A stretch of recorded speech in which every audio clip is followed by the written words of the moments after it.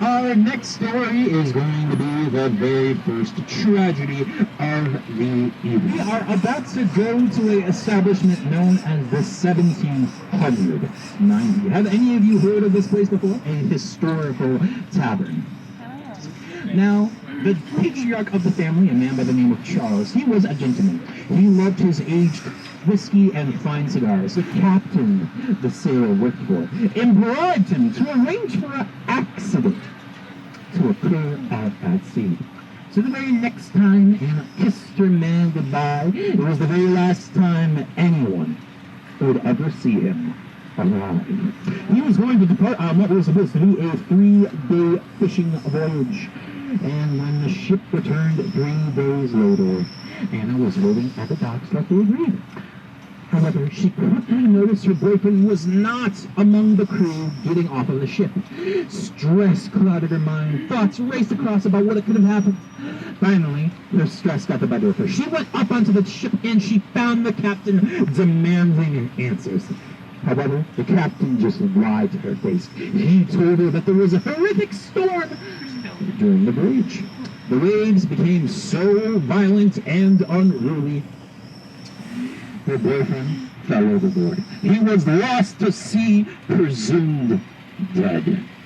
Naturally, this revelation threw Anna into a dark depression, and this depression ultimately resulted in her taking her own life as well.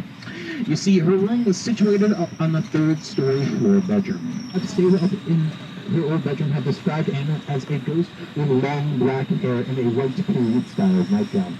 She's most commonly seen staring out of her old room's window, out towards the old port on the right-hand side of the vehicle. So who knows? Should you look up her right now, you might just catch a glimpse of her.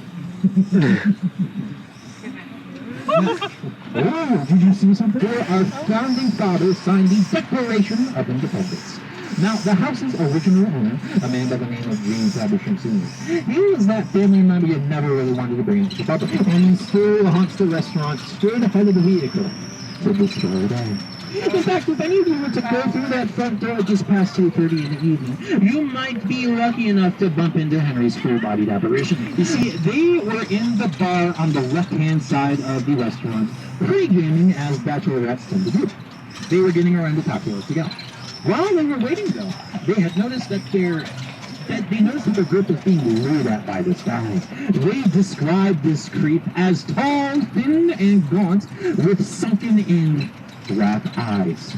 Of course, they were put off as anybody would be, but one of the women got fed up, rightfully so. She went up to the bartender, pointed out this creeper, explained the situation, hoping that the bartender would just give him a boot. The bartender just called out to this guy, asking what his problem was. Now everybody in the bar was looking at him. These bachelorettes then went into insane detail about how he proceeded to disappear in front of everybody, and how the bar fell silent. They said it was so quiet you could hear a napkin drop.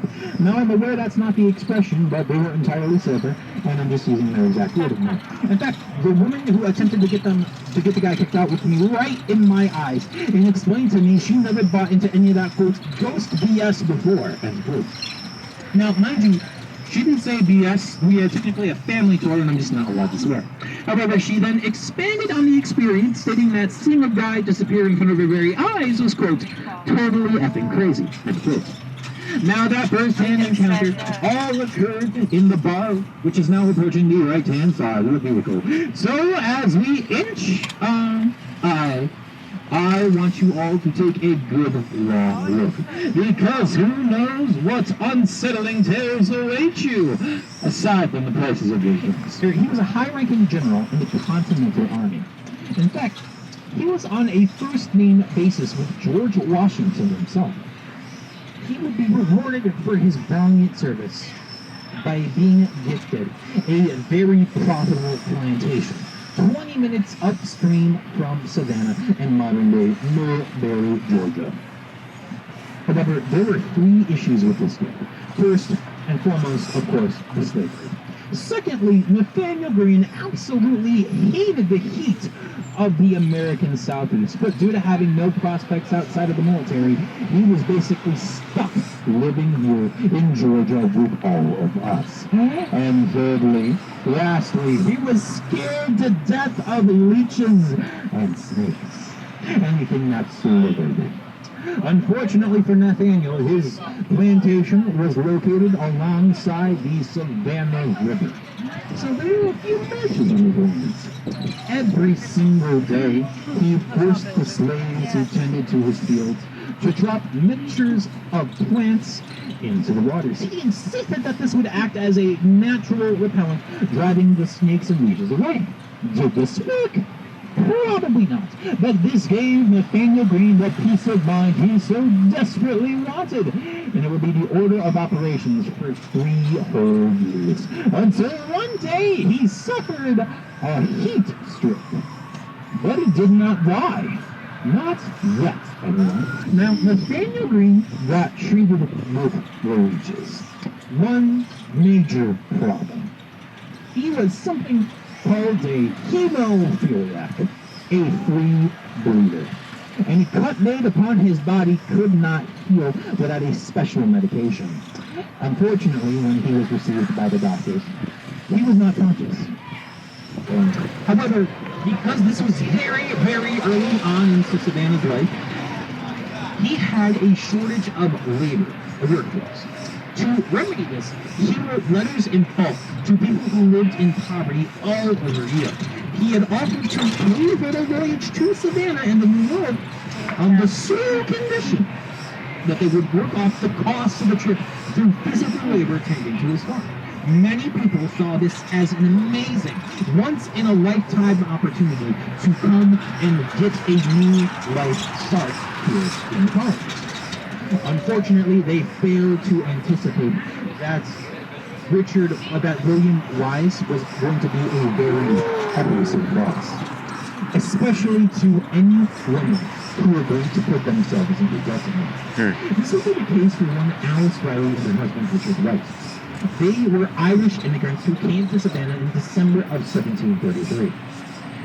Unfortunately, it didn't take long until William assaulted Alice. She was forced to bathe William Wise on a regular basis. However, what made today difference is that her husband, Richard White, was working in the house. First chance he got, he snuck upstairs into the bathroom. He crept up behind her. He put his arms around his neck and he snapped it. Once his neck was broken, they staged his body in a manner that implied he had slipped in the bathtub, breaking his neck upon the bed. And they fled immediately. But that was their biggest mistake. When it became Alice's turn to swing for her part in the crime, things got a little too complicated for Savannah's recently christened police officers. Now, before I continue the story, coming up on the right-hand side of the vehicle, can anybody spot Savannah's iconic CVS pharmacy? Yeah. Now, despite that big brand store there today, that building used to be the original Savannah police station. So Alice was up on that second-story floor in a cell, preparing for death, coming to terms with everything, when all of a sudden, she discovered she was pregnant. Pregnant with a child of her abuser, William Wise. Yeah. Now, the cops ultimately granted Alice a stay of execution. All 3 trimesters would pass, and she would give birth to a healthy baby boy. Unfortunately, as soon as the wet nurse left the room with Alice's newborn son in her arms, it was that very same moment that the cops had barged on him. They forced Alice up out of the bed. They marched her all the way back out into Wright's school, where they carried out her sentence, justifying that atrocious act as why would a woman slated for death need time to recover from the harsh labors of childbirth? In the end, that is how Alice Riley became the second woman to be executed in the southern United States. It all happened here in Savannah before 1735 even rolled on. However, the sole act of kindness she would receive post-mortem is that she will be laid to rest directly next to her husband, Richard Wright. In fact, they are both buried on this very road. Can everybody see it on the right side of the vehicle now? Yes. Fantastic. You will see plaques like that up everywhere here in the city of Savannah. Those commemorate burial grounds and cemeteries that were destroyed and built over. And as we've established already, remains were never relocated. In fact, that plaque actually commemorates the very first public burial ground in Savannah. However, because it was so close to the hanging square, it doesn't take a genius to see that all of the people buried here were also executed here. And for that very reason, it's why a lot of their ghosts decided to hang around. I don't know how many of you ever plan to come back to Savannah, especially around next year's Christmas time. Should you, though, it might interest you to hear that the modern generation of the Savannah Theater Company puts on a semi-annual production of Elf the Musical. I know this won't be a shocker to hear, but in addition to being a tour guide, I'm also an actor, and I'm friends with the director, a man by the name of David Zazzler. And I would often grab coffee over at Gallery Espresso on the left-hand side of the vehicle, and he would vent to me about issues he had during the rehearsals leading up to opening night. Now, there was one incident in particular that really caught my attention. It was during that big snowball fight sequence set in Central Park. David had noticed that there was this one woman up on stage, not a part of the cast in any way, shape, or form. He had to grind rehearsals to her notes, and he proceeded to yell to her. But despite everything he said, she never responded. And by the time every other actor and actress up on stage looked to where David was yelling to, she would already be gone. Rarely do performers ever see Elizabeth mid-production. In addition to several shadow figures wandering, one of the most commonly seen apparitions is that of an unidentified 12-year-old girl. She loves to play hide and go seek. She's most commonly spotted between the hours of 1 a.m. to 4 a.m. She usually gets more active when children are present in the basement. Also haunting the basement is a ghost of a larger, portly gentleman, said to wear one of those older 1800s era, like, Catholic monk robes, the brown ones with the hood and the rope belts. He has actually been captured in photograph by previous passengers as well. During the Pink Houses section, I briefly talked about how Henry Habersham lost his life in a battle known as the Siege of Savannah. And that battle was fought in what is now modern-day Madison Square, the square where the Reed House is located and is coming up on the left-hand side of the vehicle. Now, if you were a soldier of low rank back in those days and you were killed, your body was never shipped back home like it is today.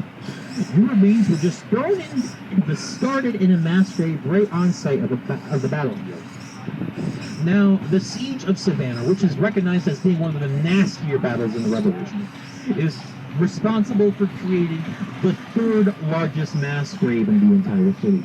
And that mass grave is located in the center of Madison Square. The majority of the estimated 800 dead bodies buried here belong to that colonial British military garrison who lost that particular battle.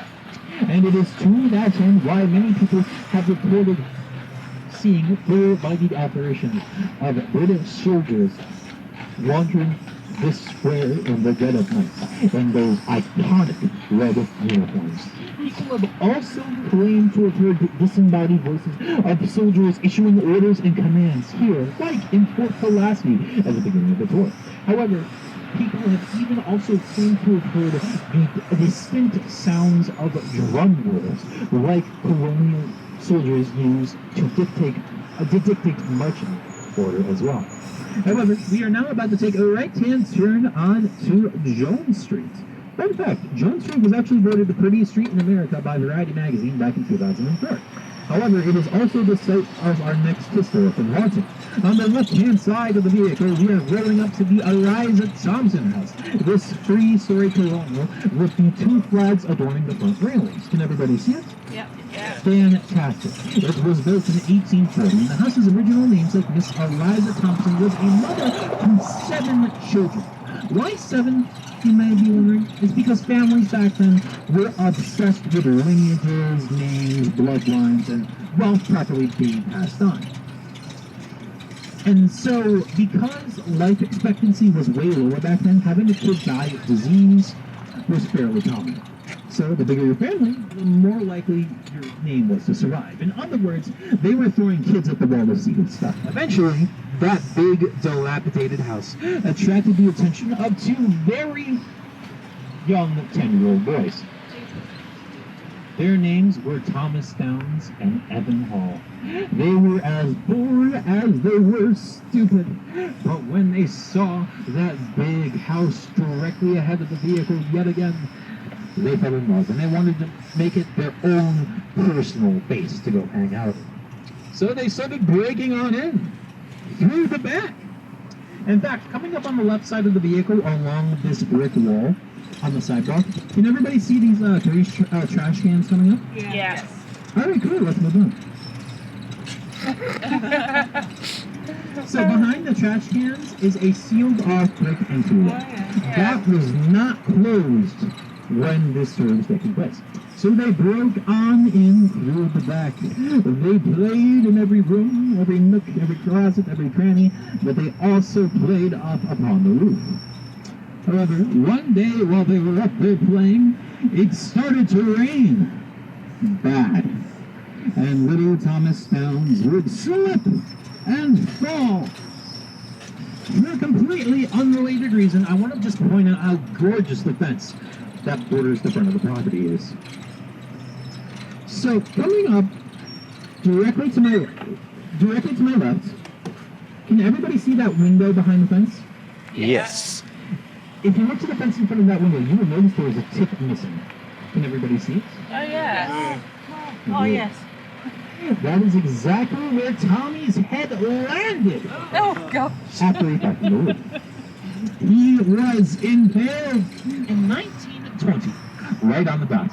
In fact, it was the medical front lines for Savannah against the third strain of the yellow fever epidemic. This pandemic was absolutely devastating in the 1920s. In fact, if you were to have come down with the sickness, your odds of survival were only probably 50-50. You know, that sounds even for a single person. For an entire wing full of people, that led to an extremely high rate of death. And sadly, there was no curing yellow fever either.